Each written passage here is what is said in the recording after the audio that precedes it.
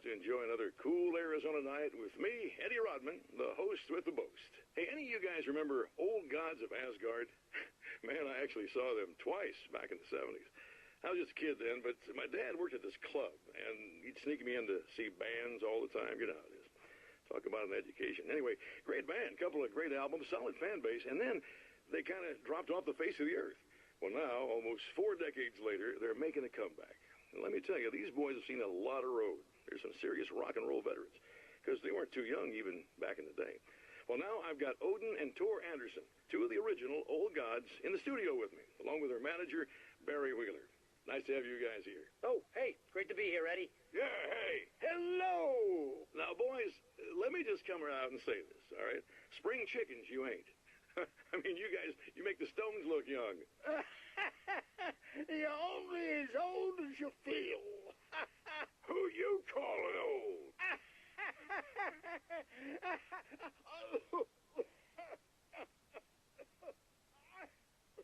Now, your last album was 1978, In the Valley of My Shadow.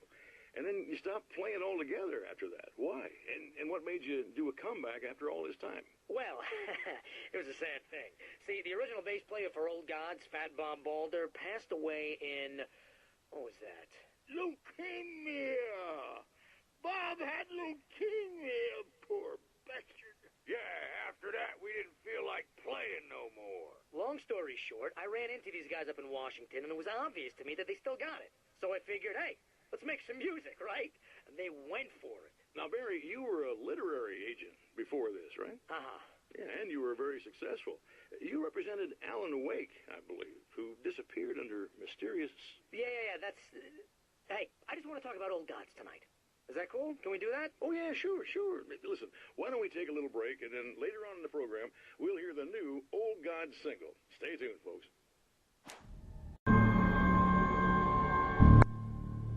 Welcome back, listeners.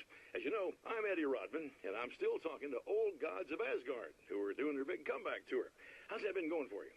Odin? Splendid. I'm having the time of my life. You know, I didn't realize how much I'd missed that. And what about you, Tor? It's okay, you know. Well, this must bring back a lot of memories. Oh, yeah. It's wonderful to be back on stage. If it wasn't for my knee, I'd feel like a young man again. Well, speaking of that, I hate to keep harping on this age thing, but I got to tell you, I've heard your new songs, guys, and you sound really good. Thank you. And this may be a touchy subject, but to be blunt, you really don't sound, old. I mean, the difference between your speaking voice and your singing voice, it's pretty striking. What the hell are you talking about? You saying it's not us singing on that record? What? What's he talking about? No, I'm not saying that, guys, but I can't help noticing the difference. Son, you're on thin ice. You calling me a liar? Whoa, hey, let me just step in here for a moment, boys. Yeah, Eddie, they do sound different, but believe me, we're not talking Milli Vanilli here. These guys are the real deal. Why don't you come to the gig tomorrow night and see for yourself? Once they get on that stage, boom, things get real. Really? Believe me, they play like they're possessed. It's almost like magic. Look, you see my boys play, you see the Old Gods for real.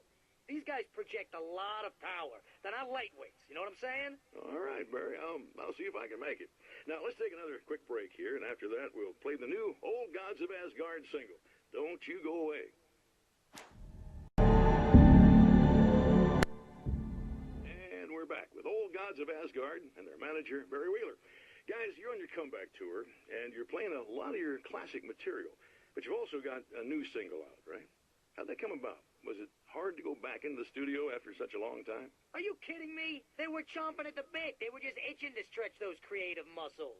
Now, it had been a while because, they spent a lot of time in, Retirement. We were retired. We were? Yeah. No. We were at the lodge, and we escaped. We were at the retirement, retirement thing. Yeah. So, really, once we got in the studio, things started happening. Now, the music has changed a little bit, and the boys were a little rusty, so it took us a while to find the right gear. But, hey, once we got going, boy, they kicked ass. and it's an awesome song. It's called Balance Slays the Demon, and seriously, I think it's their finest work. And hey, I should know, I produced it. Oh, really? I didn't know you were a producer. Well, this was my first time. I mean, they needed a little bit of guidance, you know what I mean? Don't get me wrong, these guys are the best. But it's the 21st century, man. Things just sound a little different these days. So, you know, I kind of stepped in there, helped them make it sound all cool, kind of jazzed it up. That sounds like a challenge. Oh, no, it was really easy, man. I was just, like, hey, give it a little zing, Let's take it to another level so it really rips. Let's just throw some really sweet synths in, like that, just kicked it up a notch, but it's totally old gods. Well, listeners, you can judge for yourselves. Here's Old Gods of Asgard, and Balance Slays the Demon. Oh, yeah.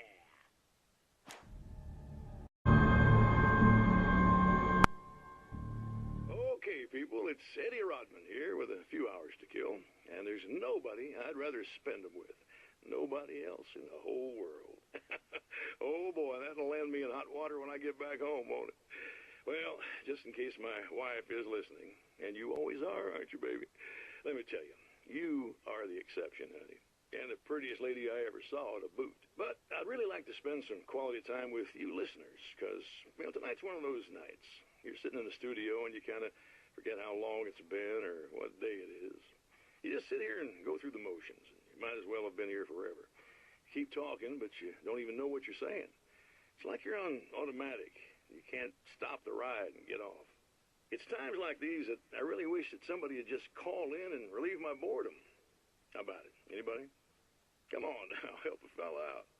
Our lines are open.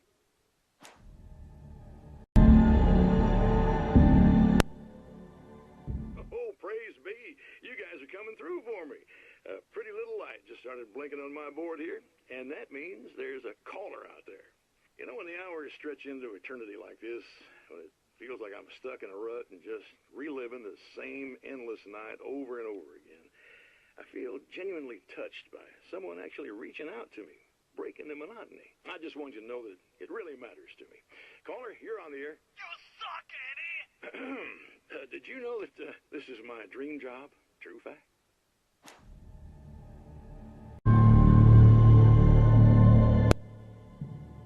To do the weather, but I see we have a caller.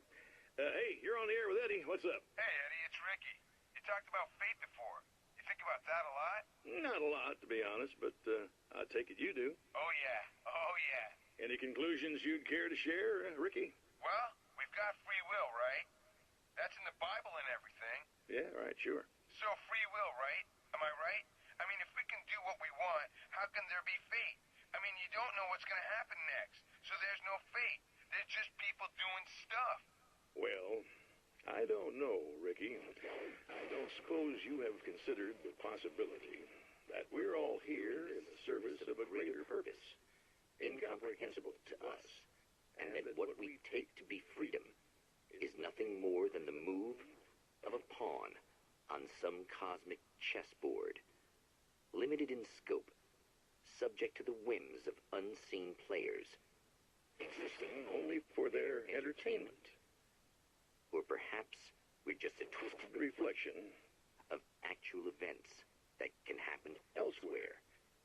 Could it be that such is life in Night Springs? Dude, what? Food for thought, Ricky. Food for thought.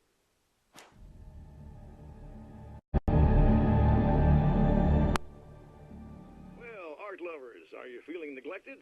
You shouldn't. You know Eddie Rodman's got love for you, which is why I actually hauled myself out of bed before noon, just so I could record an interview for your pleasure. Enjoy.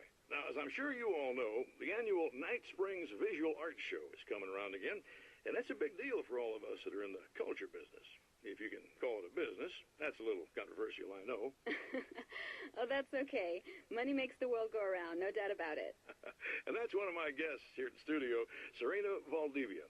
She is a curator at the Night Springs Gallery of Visual Arts, and she's in charge of the NSVA Film Festival, held this year at the old Night Springs Drive-In Theater. Hello, Eddie. It's great to be here. And let me just say that it's a wonderful venue. Absolutely. And with her is one of the filmmakers, somebody who's actually primarily known as a renowned photographer, Alice Wake. Hello. Now, Alice, I've seen a lot of your work over the years. It's very impressive.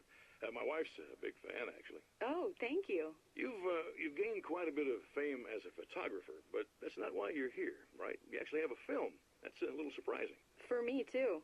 I really wouldn't be here at all if it weren't for Serena. You two are friends, I take it? Yeah, we move in the same circles.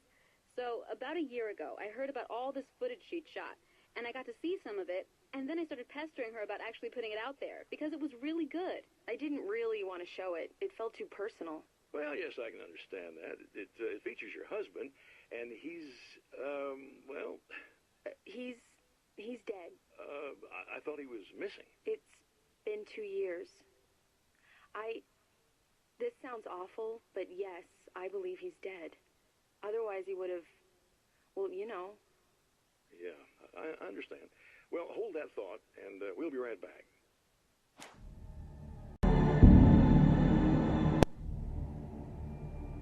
Thanks for tuning in for the second part of our interview with Serena Valdivia and award-winning photographer Alice Wake. Now, Alice, we were talking about your husband, Alan Wake.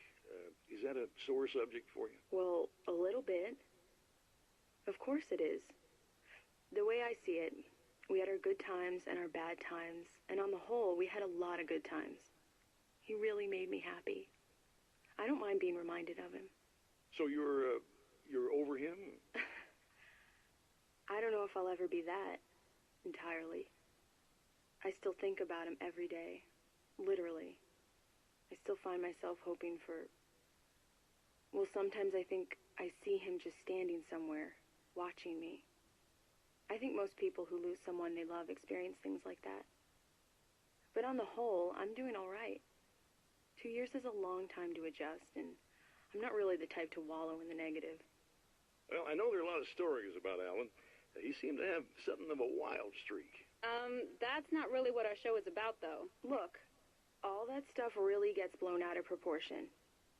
He had his problems, but it's really frustrating for me because people like to talk. They love to tell these crazy stories, and they never really knew him at all. Well, the character he created, Alex Casey, is a household name. The books still continue to sell. There's been talk of a TV series, a movie, a video game. Must be nice to know that his work is still being appreciated by so many readers. Yes, of course, but I don't really deal with the business side. I leave that to Alan's agent. That would be Barry Wheeler? Actually, I just interviewed him. He's currently in the music business. Mm-hmm. And he's also Alan's best friend. Do you two keep in touch? Or? We talk regularly. Like I said, he handles the business side. I think we should talk about her film. Yes, of course, you're right. I'm Eddie Rodman, talking to Alice Wake and Serena Valdivia, and we'll be right back.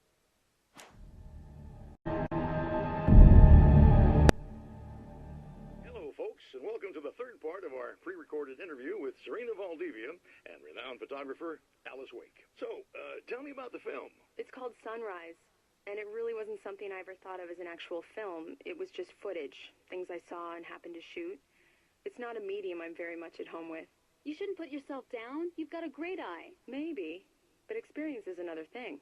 Because you're primarily a still photographer. Yes, exactly. So I'm really used to thinking of the world in terms of snapshots. I frame something and try to pick the right moment, and then reveal that moment to people. Moving images are a different story. I'm still learning a lot about it, to be honest. So this is a new thing for you? Or maybe I'm just a slow learner. But showing it like this is definitely a new step for me. It's a little weird taking something this intimate and showing it to everybody. Not that the material itself is somehow shocking. It's just that those were private moments. But that's why it works, because it feels genuine. It's not so much a story as it is a sort of an echo, showing us how you saw your husband at the time. It's not really about the sunrise itself or Alan watching it. It's about you two together. I suppose. It's funny, looking at it now, especially now that it's been edited like that. It takes on a life of its own, almost. It's a kind of a fantasy. Well, there's nothing wrong with that. No, you're right. I'm glad you talked me into it.